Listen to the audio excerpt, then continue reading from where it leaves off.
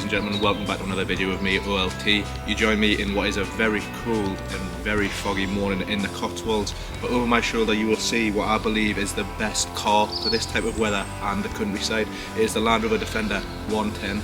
In this video I've got 1,000 miles or so to do in the Cotswolds, taking it all over, and I'm going to give you a review of how I think this car handles it, how it gets on, and what it's like to own as a daily if you want. So this little few day break in the Cotswolds actually started in Manchester. So this car has seen it all. It's seen the motorways, it's seen country roads, and it's also seen a few rivers, which you'll see in this video.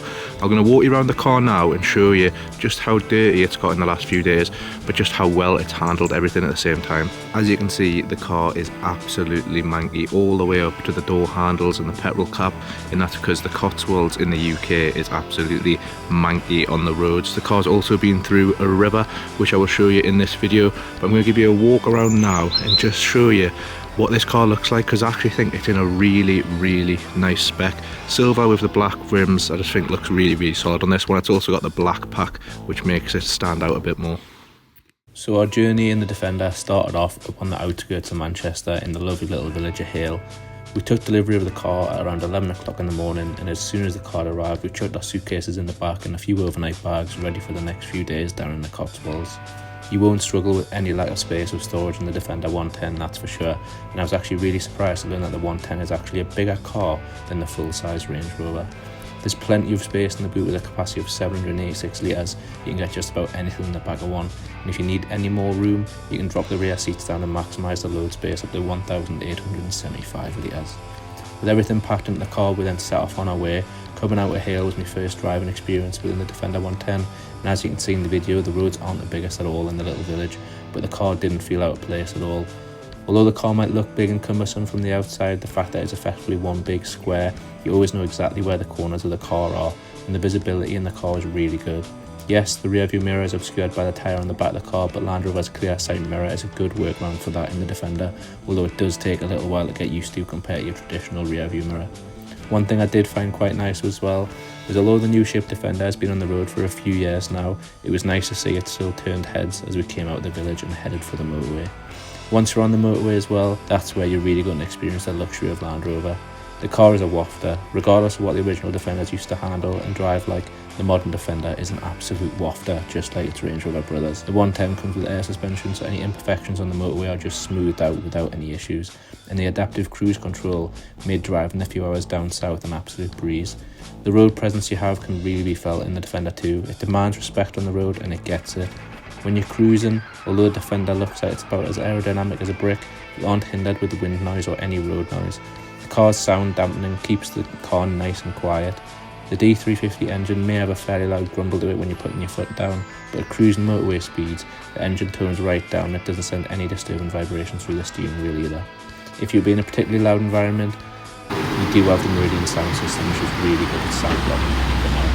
Travelling down the Cotswolds, then I managed to keep the car between 50 and 70 miles an hour for the majority of the journey, and the car averaged just over 34 miles to the gallon, which isn't horrendous, but isn't as efficient as some other diesel cars can be. Honestly, the drive down was a breeze, and then we ended up in the Cotswolds.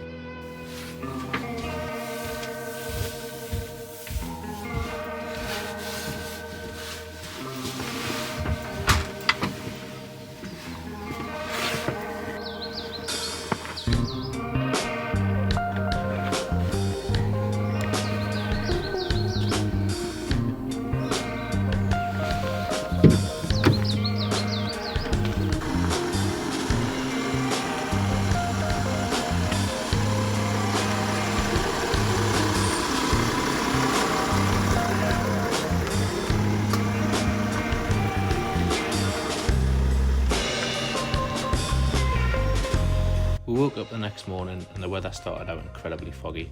Regardless of the fog, we set off, and I must admit the use of fog lights isn't something I dabble in very often, but on the occasions I have, I can comfortably say the Defender has had the best fog lights I've experienced. Anyways, the fog cleared up and we cracked on with our day exploring the neighbouring villages. Now in the Cotswolds, the roads are even smaller than what they were in Hale, so the Defender was put through its paces again, but for a car that does not have any option for rear wheel steering, the manoeuvrability in the Defender was really manageable. That, I think, is helped by the driving assistances you have on offer.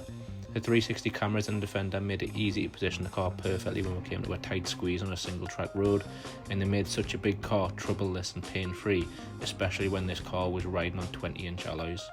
Now, I know what everyone says about Defenders. They're a fashion statement, they're a Chelsea tractor, something a wealthy mum might take her kids to in the football game, but it will never leave the road or ever get itself dirty. You see the Land Rover adverts of the car showing off just how capable it is, but in reality, you'll never get to use what it was built for. Well, I put that to the test, and I put the Defender where it was always meant to be, off-road and through a river.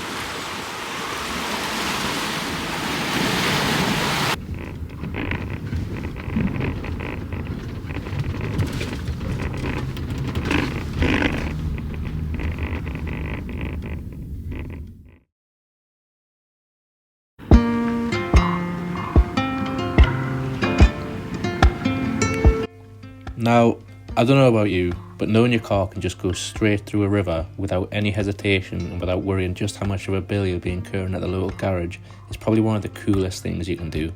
I won't lie, I went back through that river about 5 times, and every single time it was flawless. It's one of the most fun things I've ever been able to do in a car, and that's something you'll only really be able to do in a Land Rover Defender. If you ever needed a reason to buy one, that's it there. That is all the reason you need. The capability of this car is unlike any other. The Defender has a weight program within its terrain response system, and once selected, it allows the car to rise up on its air suspension and have a wading depth of 900mm, or just under 3 feet. On the infotainment screen, you can see just how high the water is getting on the car, so you know what your limits are, but the way it effortlessly tracked through them waters, there was just nothing like it, and it was incredible. No other cars could follow. It also formed quite the crowd who loved seeing the car just taking on nature. Our final stop in the Cotswold then was that of Dford Farm Shop and the club by Bamford. The Cotswold trip wouldn't quite be the same without a trip to Dford. It's like the OG of farm shops, and the first famous and popular one before Jeremy Clarkson teamed up with Amazon, and the rest is history.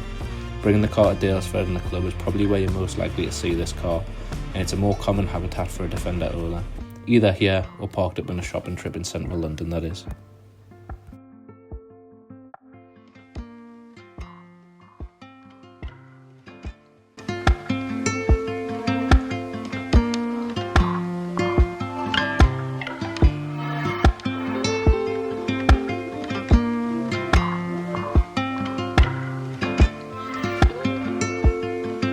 So after I managed to spend a small fortune in Dford Farm Shop, and after a bite to eat, we went back to our cottage and loaded up the car for the journey back home and back up north.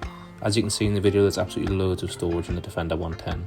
The boot had 2 suitcases, a few overnight bags, jackets, my girlfriend's handbag, a huge steering lock, shopping bag in with plenty more room for it to be filled up too. The rear seats give you plenty of leg room, so you won't struggle being 6 foot and over in the back of there. You've got the netting in the rear of the seats, and the storage space and the door bins are much bigger than your average. If you want a bit of extra comfort, you can drop down the middle seat for some cup holders and an armrest.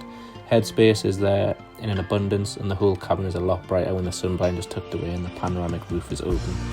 In the front, you've got plenty of room for 2 large bottles in the cup holders, and the centre console storage is deep enough to store whatever you wish, with the storage underneath the centre console too. Door bins again, more than capable of carrying large bottles. To finish off, the 1,000 odd miles we did in the Defender over the few days we got the car onto some twisty country roads for a more scenic route home. Like I said, previously the Defender is a big old car. It's a big box on wheels and there's absolutely nothing aerodynamic about it, but the D350 pulls very well. The D350 is a 3-litre, 6-cylinder, inline, twin turbocharged diesel engine with 345 brake horsepower and 700 Nm of torque. When you put your foot down, this car goes, and for a diesel it makes quite a nice engine tone as well when it's revving up. On twisty country roads, the Defender isn't the car of choice for some B-road blasting, let's be honest. Although it's on air suspension and you can switch the car into its sports and dynamic mode, that doesn't change the fact it's a heavy car with a big chassis in a box shape, so there's going to be a fair bit of body roll in the corners, and you have to remember how wide the car is too when taking corners and bends. Don't get me wrong, it's not incapable of enthusiastic driving on country roads, but like the full Range Rover, it's just a bit too big and a bit too heavy to truly have fun and have some real confidence to throw this car into any corners. So we had the pleasure of the Defender for 3 days, completing over 1,000 miles in it from the north of England down to the south, from small villages to big cities, motorways and country roads, even through a river and in a field. So what do I have to say about it as a review? Does it live up to the expectations, the price tag, or have Land Rover lost the character and appeal behind the original Defender in this modern iteration? Well, for me, I think this car is absolutely fantastic. If I was in the market for an SUV that can do it all, this would absolutely be it. There wouldn't be another car that comes close to competing. The car is everything. I personally think they look amazing and they are so customisable with packs straight from Land Rover, or if you want to go aftermarket, there's companies like Urban and Overfinch to completely change the look of your car to your taste. You then have the capability to go anywhere at any time, and it feels right in a Defender. You don't feel like you have to keep this car crystal clean, and you don't have the same worries that you might have in a Range Rover Sport or the full-size Range Rover. There's just something about Defender which brings out that rugged and explorer-esque idea that is just so amazing. A Defender will give you the confidence and the presence on the road, the capability to go wherever you want to take it, technology and infotainment systems to make driving simple and effortless, and the practicality to be ready for any situation, all while having immense curb appeal, whether it's parked up on Bond Street or in a field full of cows. I don't think there's a thing I would change about the Land Rover Defender. The 110 is pretty much the perfect daily in my eyes. Actually saying that, I wish it wasn't £115 to fill up, but I'll blame that one on the government instead of the car. I have been OLT, this has been the Land Rover Defender 110. Thank you all very, very much for watching, subscribing. Please drop a comment, please drop a like, and I will catch you all in the next one. Cheers.